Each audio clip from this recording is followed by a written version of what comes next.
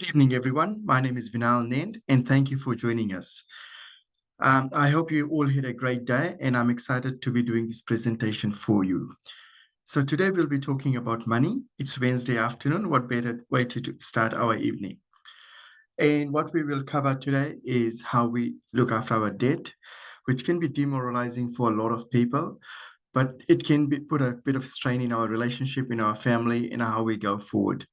We wanted to put you on ease today that you are not the only one facing those issues. There's a lot more people going through that as well. And we want to find a solution for you going forward. So what are we going to look at today? We'll be looking at our current state of finances in New Zealand for all Kiwis. What is holding us back from going forward and how can we change that? Our money mindset and the habit we have in spending money and how we can do better going forward because our habit and our styles are our biggest asset as well. And at the end, we will look at our strategies and how to make things easier for all of us. But before that, because it's a Wednesday night, let's get the boring stuff out of the way. And that's our disclaimer. Obviously, this is not a uh, personal financial advice. It is a general financial advice.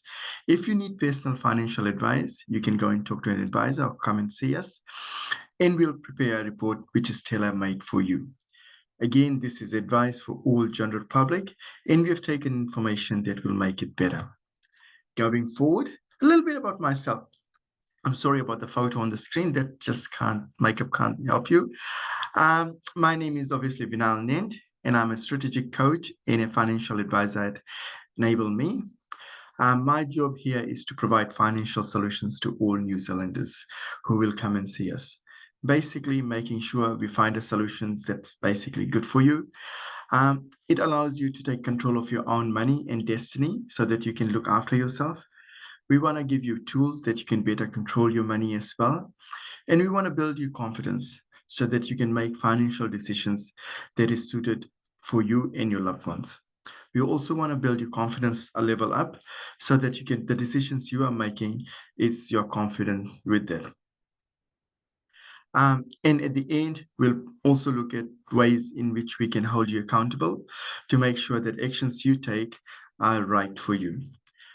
At the end of the day, my main goal is we want you to save more, save faster, and have a secure financial future going forward as well. Financial well-being is different from each person to person. It's not that it fits all the same. Some of us wants to save more and put that money in the bank. Some of us wants to have a big, nice house and live a happy lifestyle, which is okay. Some of us wants to have that freedom where we can travel overseas, have the most expensive and luxury cars, travel business class, which is, hey, that's your need, right? That's what you want to do. There's some people who wants to spend more time with their family and friends, looking after their children and helping them succeed. The reality in the world is having a lot of money in your bank account doesn't make you rich or doesn't make you, well, it does make you poor, that's for sure, but doesn't make you wealthy in a sense. It's how you use that money and how you utilize to make sure it gives you better return going forward. So this is the state of nation at the moment as we speak. This is from Media Week survey that we did with Centrix.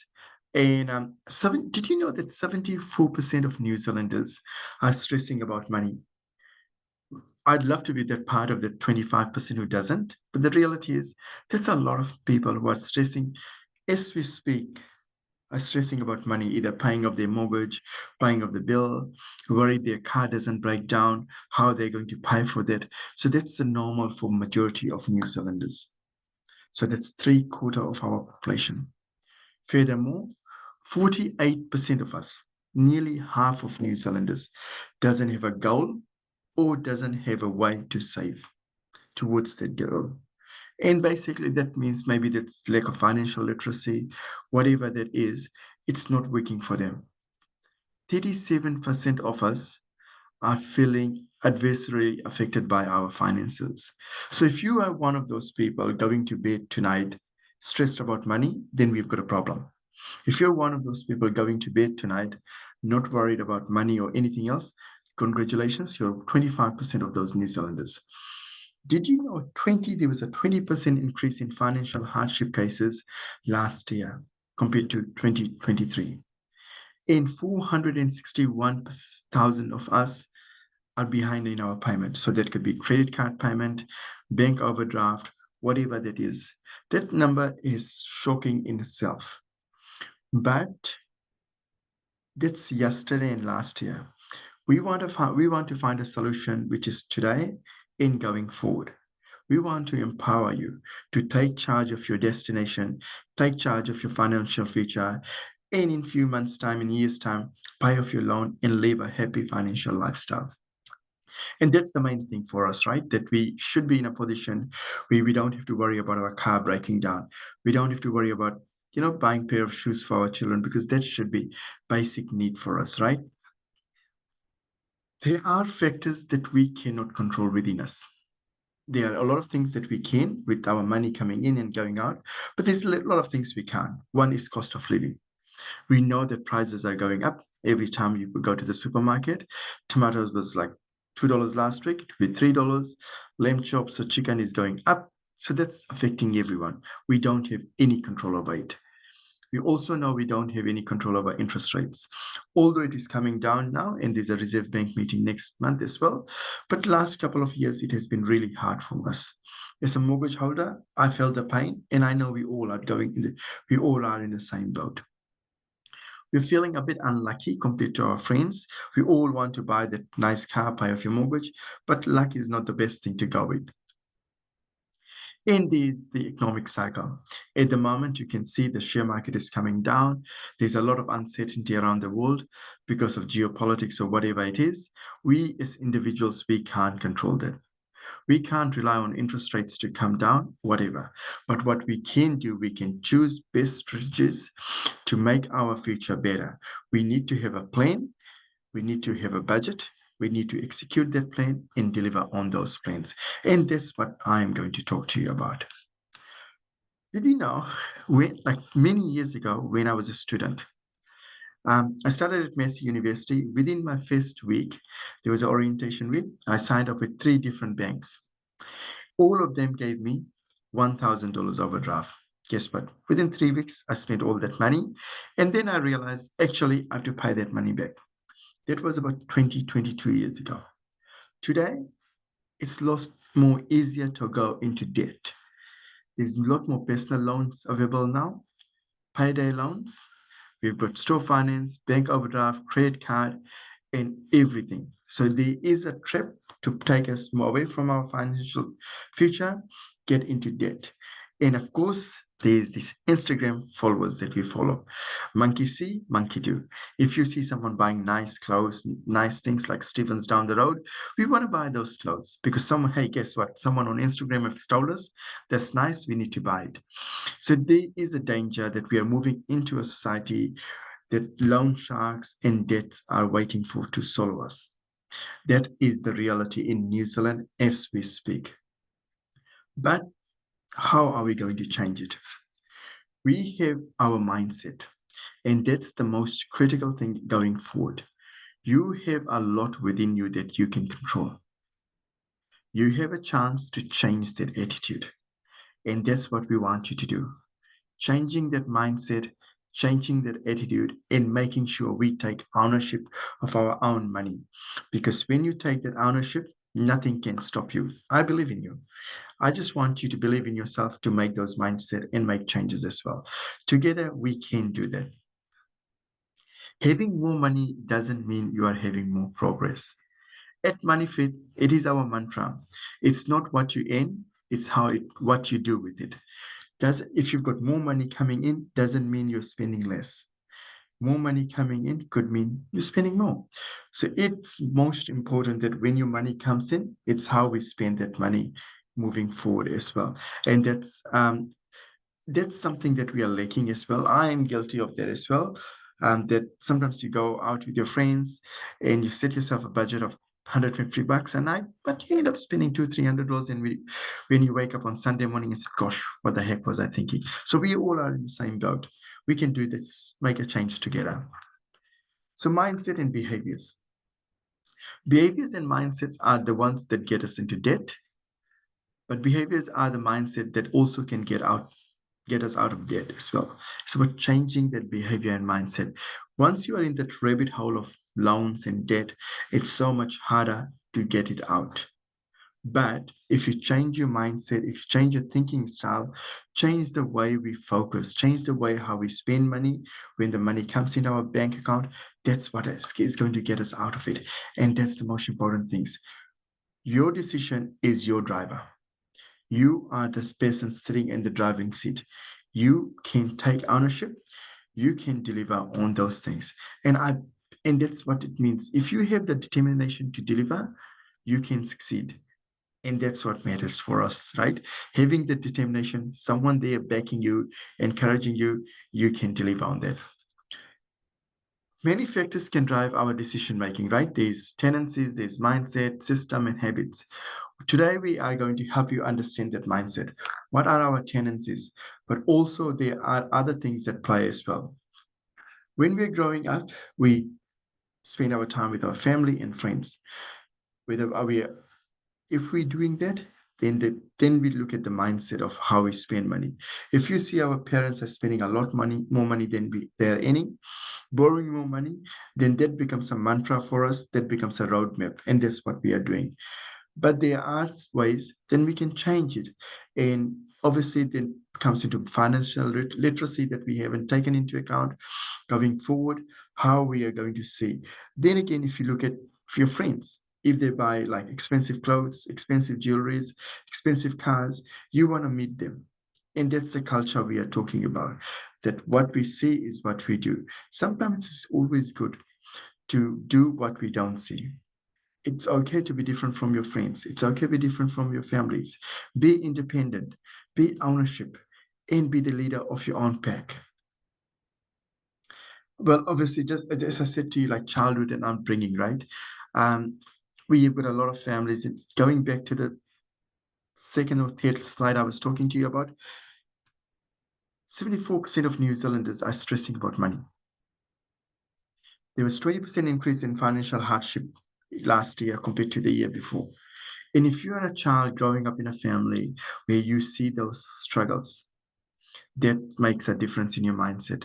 But if we were to flip that around and put it this way, if you're growing up in a family where money is a very important issue, where we encourage our children to save more, where we encourage our children to bank, take the money, go to the bank and put that money into the account, make it exciting, make it fun.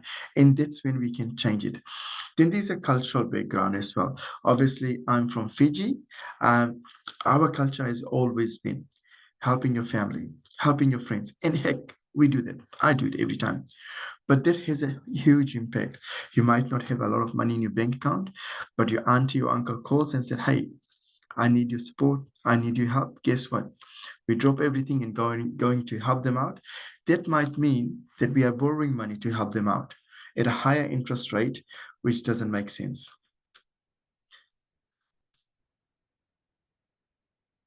Let's talk about our mindset and what is holding us back. We are afraid to look at ourselves in the mirror and check our bank account. When we go out, when we go shopping, we'll say, oh my God, if I check my bank account, how it is going to be hit, what will the difference it will make to us. And that's all right. That's okay for to be in that position. And the fact is that if we were to change that side of it and say, okay, we'll change some tendencies here, right? How are we going to do it? It's through mindset, systems, habits, and behaviors. So we are going to go and look at the values and behaviors, habits that we can implement today and tonight. That is going to go forward and succeed us. I don't want you guys to stress about what you did this morning. I don't want to stress about what you did last month, last year. It's gone. It's done, dusted. No one, it doesn't make a difference. What we do today and going forward will make a big difference for your financial future. So let's see, how are we going to make those changes and what are the systems that we are going to put in place to make our life better. Sorry, my sides went back. Obviously, stories we can share. And these are the things that people always say, hey, I can't get ahead because it's too late in my life. Or someone might say, I'm in so much short-term debt, there's no way out of this. Or I'm just not good with money. That's what everyone talks about it. But does it really has to be like that? No, we can change that. And I remember talking to a my old boss one day, and he said to me, "How do you eat an elephant?" And I just looked at him and I said, you don't. The reality, what he was trying to do is the best way of eating an elephant is one bite at a time, right? So we need to tackle those debt one at a time. Borrowing more money to pay less debt is going to get us to more debt. So we best way is tackling those situation, taking ownership, making a change, and delivering those changes as well. But you have the power to change the narrative. I want you to take that ownership. I want you to say to yourself, yes, I can do this. I am the person that I can do that. So here are the things that you can do today, right now, tomorrow morning. And this is what I want you to do. Pick up the phone. If you've got an overdraft account with your bank, say, no, I don't want my overdraft. Get rid of it. I'm going to survive on my income. That's it. If you've got a credit card, cut it off, throw it away. You can do that. And then sit down, think about your goals, write your goals down. Go for a walk in the morning. I go for a walk early in the morning with my dog at 4:30 in the morning. That's the best time to think, what are your goals? What are your strategies? Come back home, write those financial goals down. Those are your plans. Those are your goals. Set yourself a budget. That's the most important thing, setting the budget. And then you go and execute that. Budget, planning, budgeting, and execution. Focus on those three things. And if we start doing that, you will see the change. I know that. I've been there with $3,000 overdraft when I was a student. It wasn't the best thing I did in my life, but guess what? It was a lesson for me. I don't use credit card. I don't do any of those things because if I can't afford to buy something with my money, why borrow it? And that's the most important thing. How we do what we do and how we do with our mindset allows us to go with us, not against us. So, creating a money fit mindset, which money fits we are, there's four pillars of that. One is knowledge, as you can see on the screen, strategy, system, and accountability. We'll discuss those pillars shortly, but the name literally explains itself, right? What is knowledge? What is your strategy? What are the systems? And how are you going to take accountability for that? Knowledge is knowing yourself and your tendencies, then trying to understand and achieve that by moving forward. It's not all about financial literacy either, but what we know. But your knowledge is best when you share it in learning from others. If you've got a colleague at work who knows a little bit about money or budgeting, talk to them. The ideas he or she shares with you, go and share with your family and friends. Say, someone told me this. Implement those ideas. Share those things, and this will lead you in the high mindset. Strategy is basically making a plan, right? Strategy is a smart way of saying I've got a plan, and what you do to achieve that plan is most important. Systems are what mechanism we are going to put in place using our knowledge and strategy to deliver on your plan. So number three, accountability. In life, we always want to be accountable. In that accountability comes to people who are our mentors, people who are our leaders, people we look up to. Because when we try and put ourselves accountable to someone, generally we perform better than others. Because when you fall down, your mentor or people you are accountable to, they will be the one lifting you up. They will be cheering you up. And when you're going slow, when you see the people who you are accountable to are on the sideline, you will go faster to show them that you are better. You can do better and you can achieve better. Those are the pillars with it we can look at. Now let's look at knowledge and understanding what your views are. Knowledge is about money psychology, right? Mindset, beliefs, spending tendency, emotional, and how did we get there? So then we go back and say to ourselves, okay, how the place where you are, say, for example, you've got a lot of loan, okay, you understand that's a problem, but what have we done to get to that problem? and what are the options to get out of that problem. Do your research. There's a lot of ways you can pay down debt faster. Reconsolidate your loan. Pay your credit card faster than it is. And pay extra 20 or $30 more than what you should be doing. Cut down on your discretionary spending. You don't need to go out every weekend. Once a week, once a fortnight is okay. You don't have to drink that beer or wine every day.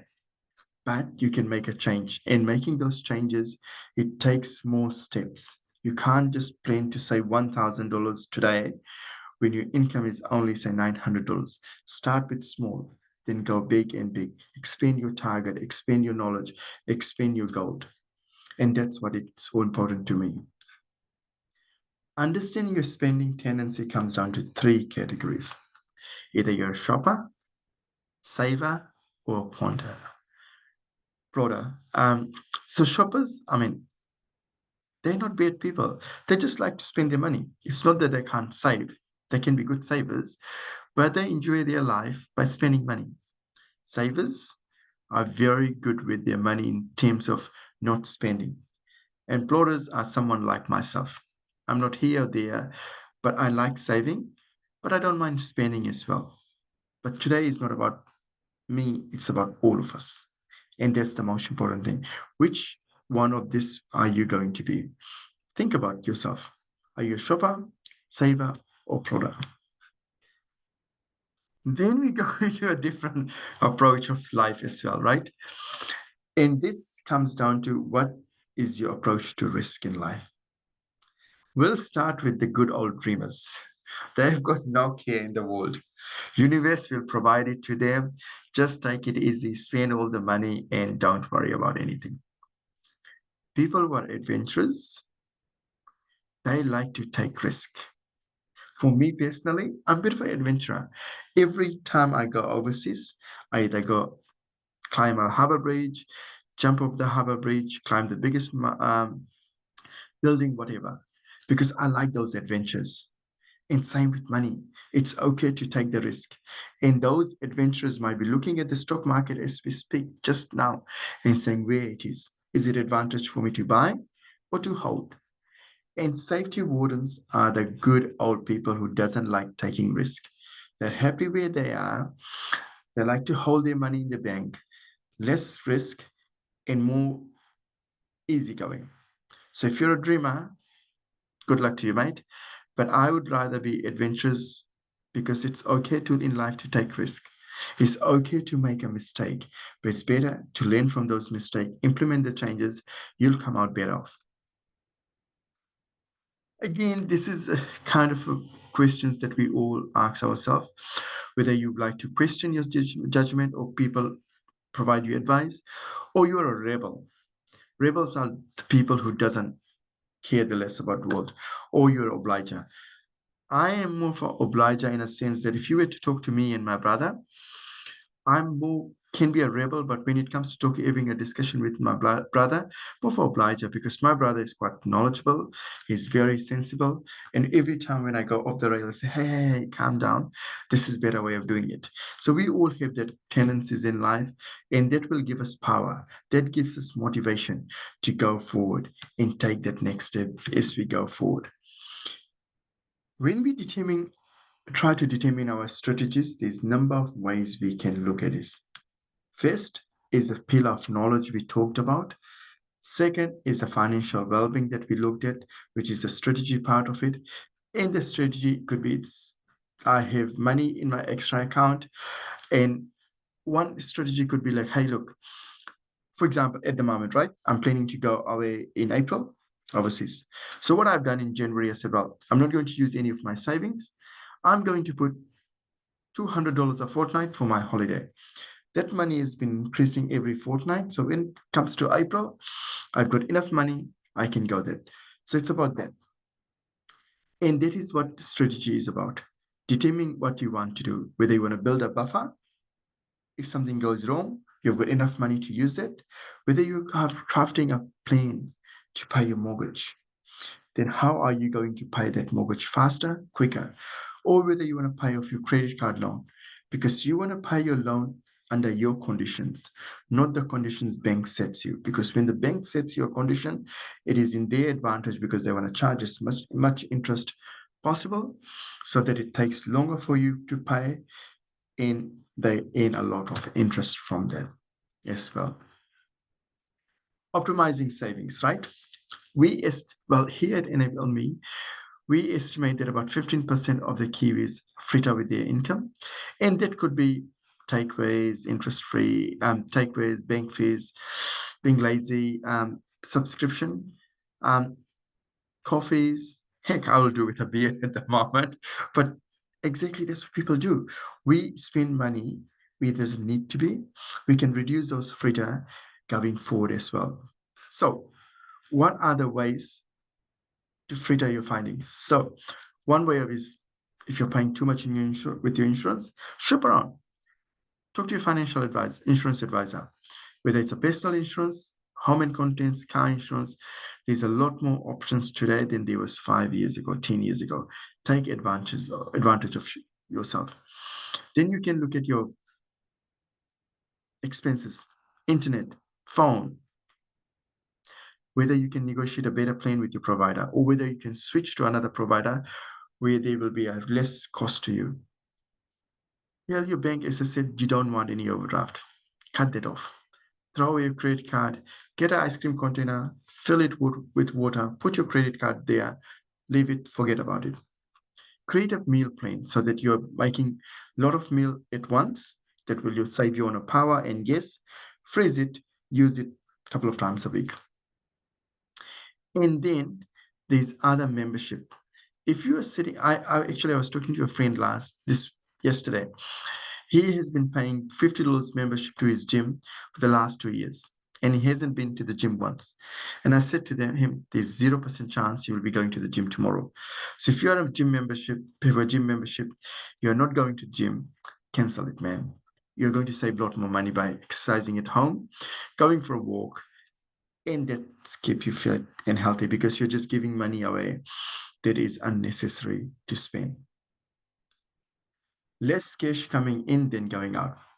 So this is a book about Tracy's turnaround. Episode. I strongly encourage you guys to go and have a read about it. It talks about how she turned herself around when she was in debt of $100,000. It's worth listening to and watching. When you got more expenses than the debt, it's about how we are going to reduce that debt. Because in life in general, what you want, money coming in, say $1,000, you want to make sure the money going out is less than that. We'll talk about that in a sec as well. Not all is possible, but everything can be possible with right mindset and right attitude and right behavior. And that's what we can do going forward as well. So we talked about behaviors, we talked about strategies, we talked about the culture we have got in New Zealand in the second slide.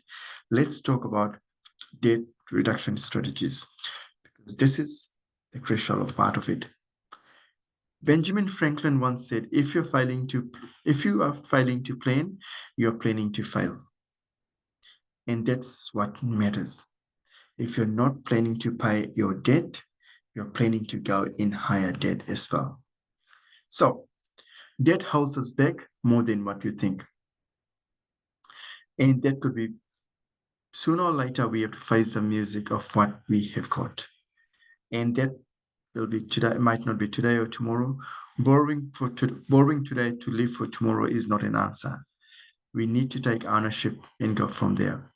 And then this strategy of avalanche or snowballs, right? And how you restructure your cost to pay for that debt as well. Enhancing your system. So we talked about strategies. Let's talk about systems now, which is the third pillar in our 4 pillar.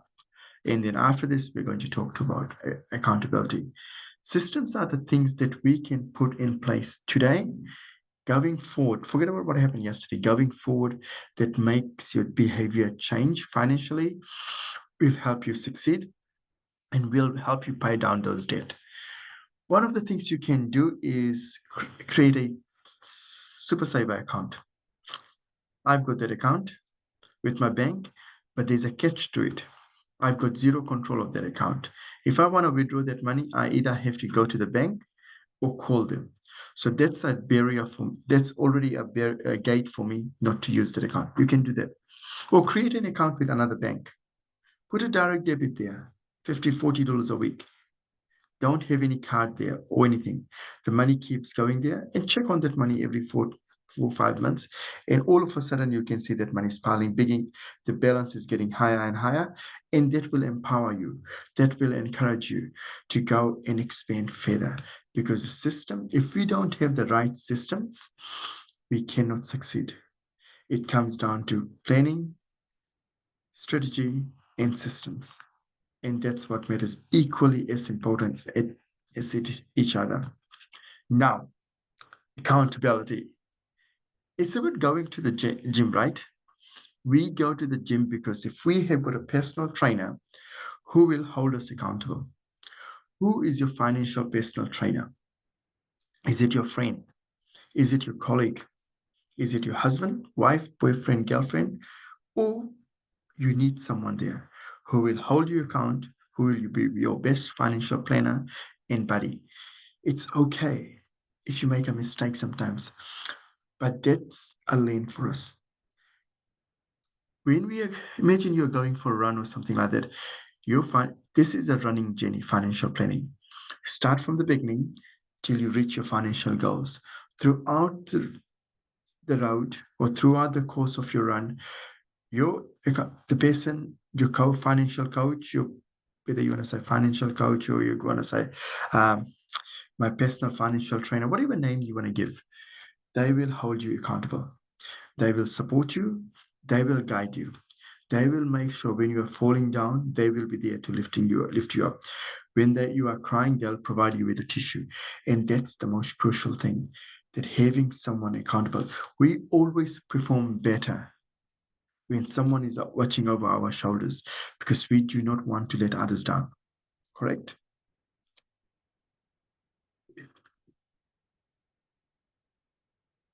So don't wait till you feel confident. Feel confident before you start, because tomorrow never comes. Everything starts with today, and today is the time we take ownership. And this is the moment we can take a look at what we can do. It does take a lot of work to make changes, right? And as James Clear said, by designing, be the designer of the world and not merely the customer of the world. Your decisions are your world. What you do will determine your future. Do you want to be living in a future where other people decide what you should live by? Or do you want to be creator of your own destiny? And I want you to be the creator of your own destiny because you only can do that. No one else can do it for you. So, what are the takeaways today?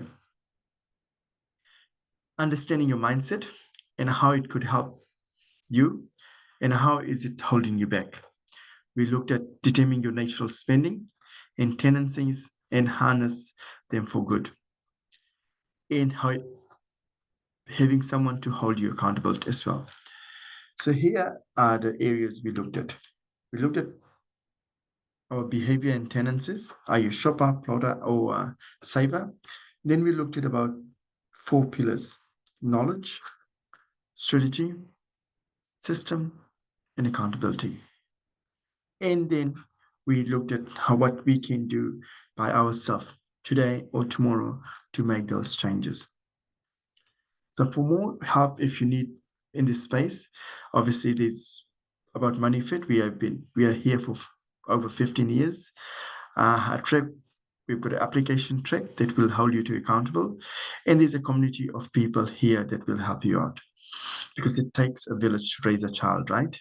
So that's what we want to do. We want to work together, do things together, and move forward together. Um, I think that's the end of it. What you can do is just do a QR code on our moneyfit.me and that will lead forward. I think my producer said that we might have some questions. So actually, I've got a question right here. And I don't know who it is for, but it says, one piece of advice that I will give my daughter regarding investment, that would be, no, hang on a minute. What is the one piece of key advice or tips about money or investing that I would give my daughter? First of all, I'll tell my daughter, you should start early as soon as possible. I will be the one guiding her from the time she's little. I will be creating a piggy bank for her so that the behavior and the mindset is there so that she can do it every day. I will also tell my child to live below your means. Just because you can afford something doesn't mean you have to buy that.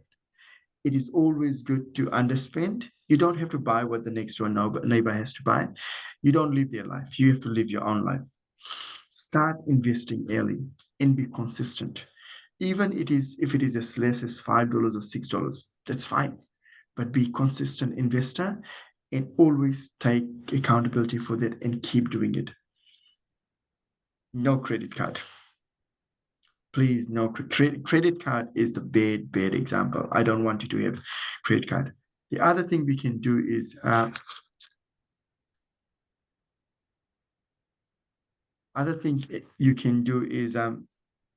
share your knowledge with someone.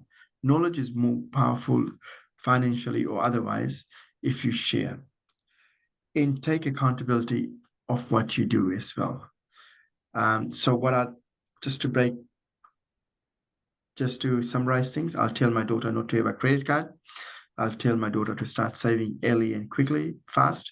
I'll tell my daughter invest weekly or regularly, be consistent. I'll tell my daughter to live below our means, and I'll tell my daughter to enjoy life while doing it. Saving and investment can be fun. It's about how we do it. I think we've got one more Thank question. you, Vinny. Just before we get into the other questions, would you mind flicking your slides back to the QR code? So in case anyone wanted to scan them while we answer the questions. Thank you. That's great. But yeah, I've just seen that there's a question that has come through the live box.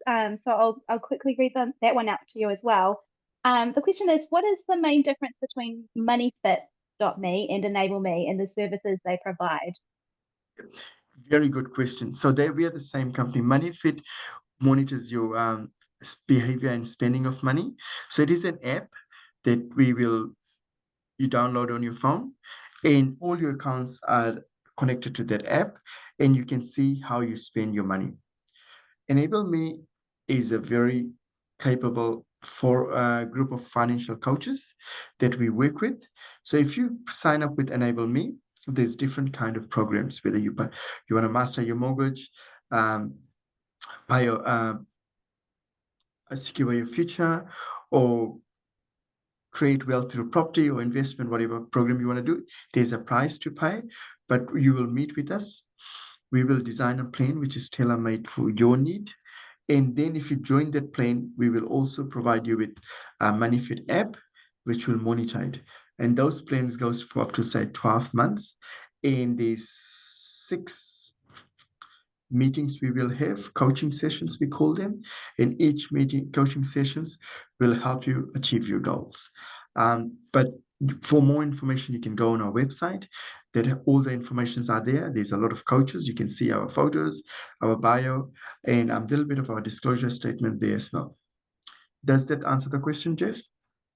Yes, thank you, Vinny. And MoneyFit.me also have a few different courses as well. So if you wanted to dive deeper into understanding your money and how you can improve, there's some nice courses that can support you as well. So yeah, that was a great answer. Thank you, Vinny. I just wanted to read off another couple of questions if that's all good. Go for it. Let's go for it. So the next question that has come through, do you have any recommendations for figuring out how much you need to save? Yes, we do actually. There's a golden rule. Sorry, I'm just looking at something. There's a golden rule about how you want to save, right? It's 50, 30, and 20. So basically that means is 50% is your day-to-day expense. That is your food, groceries, mortgage, rent, whatever it is. Then 20% you want to save with your discretionary, and 30% we want to be saving. But again, it depends on your goal, what you want to achieve. And it comes down to understanding that, because what I want you to do is setting up a clear goal, right? For me personally, when I was saving for my mortgage, I increased my savings by 40%. I did 50% was uh, fixed expense, rent, and everything else. 10% was discretionary, and 50%, 40% was savings. The other area you can do is go for is depending what your goals are, like if you guys saving to buy a house or something, depending on what your employer contribution for KiwiSaver is. I know some employers like Air New Zealand and others, they put up, if you contribute 4%, they contribute 4% for your KiwiSaver. You can increase your KiwiSaver to 4% as well. But bottom line is start at a goal of save 20 or 30% of savings, and then you can start increasing from there onwards. Thank you so much. That was such a great answer. We probably have time to answer one more question, if that's all good. I'll get into it. This is a really good one. What are some strategies you suggest to help prevent getting derailed from your goals? If you feel like you've had setbacks, what would you advise on how to get back on track? Very good question, because the thing is, first of all, understanding the reason why you had a setback, right? What have you done wrong? And then coming back to the first question we had about enable me, if you were to go with us, and if something goes wrong, because our plans and advice is life advice, so we can make changes as we go along. First of all, if you had a setback, that's okay. That's fine. Most important thing is you made a mistake and you learn from it. Second is, what can you do from here onwards to fix it? For example, if I'll give you one example, me, right? Last weekend, I had someone coming to my house. I went to the supermarket just to buy two things: lamb shank, olive oil. I ended up $360, partly on my dog's food, but that's beside the point. And then I came home and I said, what the heck was I thinking? So this week, I'm going to set myself a target of zero expenses on anything else, because yes, there was a setback and I'm going to fix it. The third thing is you have to do is how you're changing your mindset about it. What are the magnets that attracts you to get derailed? Stay away from them. There might be sometimes where we hang out with our friends who like spending high. A lot of We all have those friends. Try to hang out with them, talk to them every day, message them, but cut down on the time you hang out with them. Just say to them, hey, I'm trying to save here. Last time we went out, I spent a lot of money. Let's take a step back and let's take a step back. We will still hang out, but spend less. So one of the things you can do is when you go out, if you want to stop from derailing, set yourself a budget. Take the money out. Don't take any cards with you. Take cash out. And if you don't have your card, you don't spend money. That's one way. Second, don't use a credit card. If you get derailed or whatever, never use a credit card. See, if you are getting derailed, and one of the factors might be, hey, you go to work and you buy everything at work. Take your driver's license out of your wallet, leave your wallet at home, take your driver's license to your work, because if you get caught by the cops, that's a fine, but you're not taking the money. Because you don't have your wallet and money with you, you're not going to use that. Is that okay, Jess? Yeah, thank you so much. Oh, I think we've probably ran out of time for further questions, but I do see that some have come through specifically asking about Enable Me and MoneyFit.me. So you're welcome to contact our team at Enable Me to talk more about the programs. And if you want to learn more about the MoneyFit.me programs, just scan this QR code here right now, and that will take you to the website where you can learn all about it. But thank you so much, Vinny, for your time. That was such a great presentation. I'll leave you to close off. Hi, Jess. First of all, thank you for working late and helping us out. And I really want to thank you and our marketing team today. To all of our fellow Kiwis at home, thank you for inviting me to your house. I hope I was able to help you to make a better financial decision going forward. The reality is, You're not the only one going through this. We all have done that. We all have been through that experience. What I want you to learn, go with tonight is what are the changes you're going to make in your lifestyle to make your financial journey better? Because with the mistakes we make, our children and grandchildren will learn from us. Do you want to live in a society where your financial decision is secure, your financial life is happier, where you don't have to worry about spending the money or car breaking down? If you want to live in this society, talk to a financial advisor, give us a call. We will design a plan that will lead you for a better and more prosperous financial future. I hope you have a wonderful evening. Thank you so much for joining us, and I really appreciate your company. Take care. Thank you.